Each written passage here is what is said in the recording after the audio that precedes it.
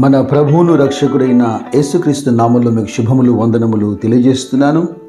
అనుదిన ధ్యానమునకు స్వాగతం. కీర్తన గ్రంథం 7వ అధ్యాయాన్ని మనం ధ్యానిస్తున్నాం. దావీదు రచించినటువంటి కీర్తనలు మనం చదువుతున్నప్పుడు దావీదు జీవించిన కాలంలో ఉన్న సందర్భాలకు సంబంధించినటువంటి అంశాలు చాలా వరకు, అంటే సమూయేలు మొదటి గ్రంథం 2వ గ్రంథాన్ని చదువుతున్నప్పుడు ఈ విషయాలు మనకి ఇంకా చక్కగా విశదపడతాయి. అయితే ఈ కీర్తనకు ఒక ఆధారం ఇక్కడ కనపడుతుంది. బెన్యామీను వంశానికి సంబంధించినటువంటి కూషు అనే వ్యక్తి దావీదు గురించినటువంటి దావీదు మీద పలికిన మాటలకు సంబంధించి స్పందిస్తున్నాడు దావీదు.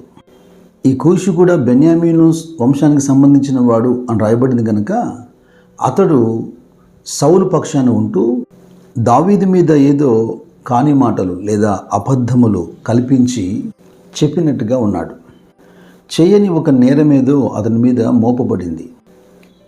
3-4 వచనాలు చదివితే మనకి ఆ విషయం అర్థమవుతుంది.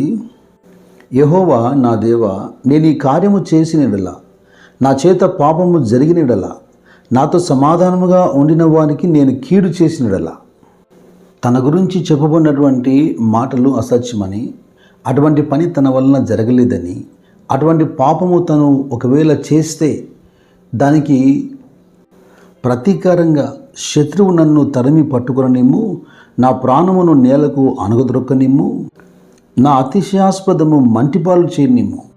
అలాగూ తను ప్రవర్తించుంటే దేవుని శిక్షకు తన పాత్రుడు కావాలని మాట్లాడుతున్నాడు.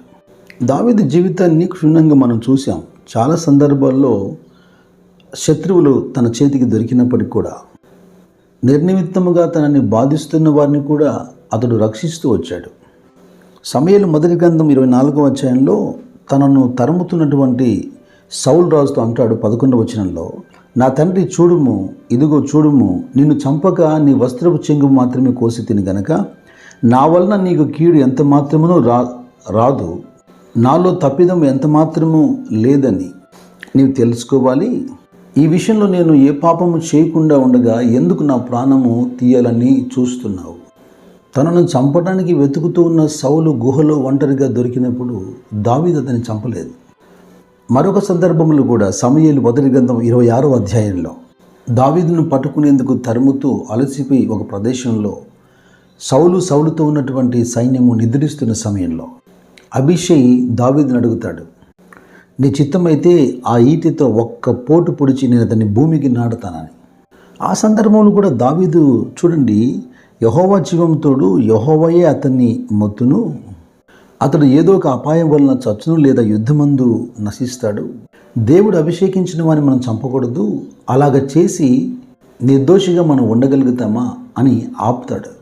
దేవుని యందు భయభక్తులు కలిగి ఇంత నీతివంతుడిగా ప్రవర్తిస్తున్నప్పటికీ ఈ కూషు అనే వ్యక్తి దావీదు మీద అపనిందలు వేశాడు కనుక అటువంటి శత్రువు మీద పగ తీర్చుకోమని దేవునికి ప్రార్థిస్తున్నాడు.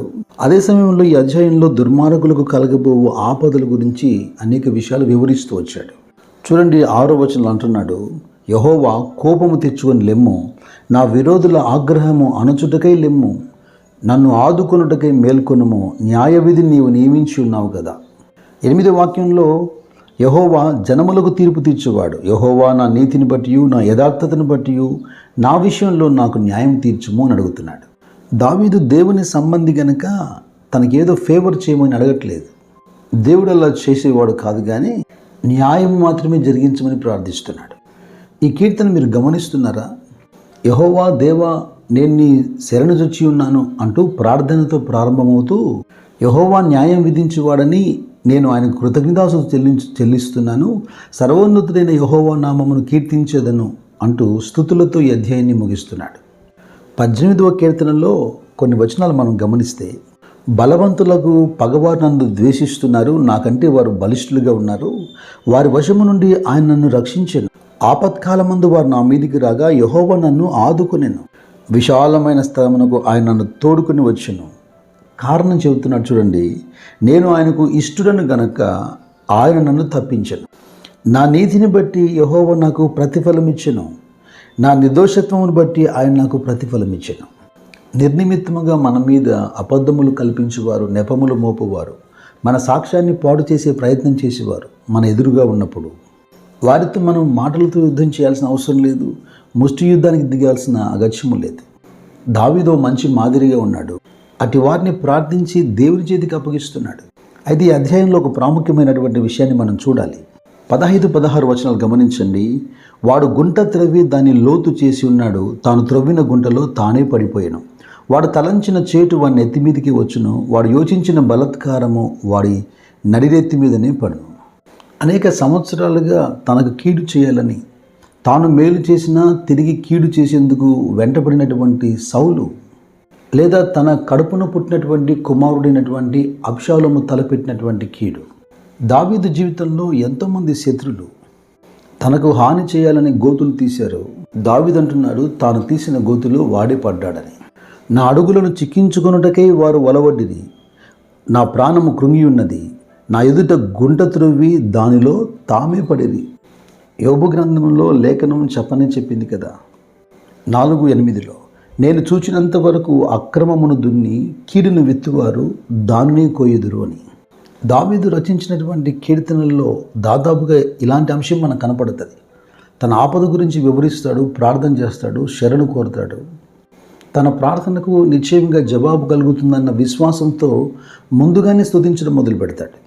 కనుక మీ వ్యక్తిగత జీవితం గురించి కానీ, ప్రాముఖ్యంగా మీ పరిచర్యకు సంబంధించి కానీ, మీ సంగమనకు సంబంధించి కానీ, మిమ్మల్ని పాడు చేసే ఉద్దేశంతో నిర్ణీతముగా హేతువు లేకుండా మీ మీద ప్రగల్భాలు పలుకుతున్నవారు, లేదా మీ రెప్యుటేషన్ని దెబ్బతీసి దానికి మీ గురించి నెగటివ్గా మాట్లాడుతున్నవారు, దావీదు శత్రువుల వలె తాము తీసిన గోతిలో తామే పడుదురుగాక. నిశ్చయముగా నీతిమంతులకు యెహోవా సహాయం చేయునుగాక. God bless you.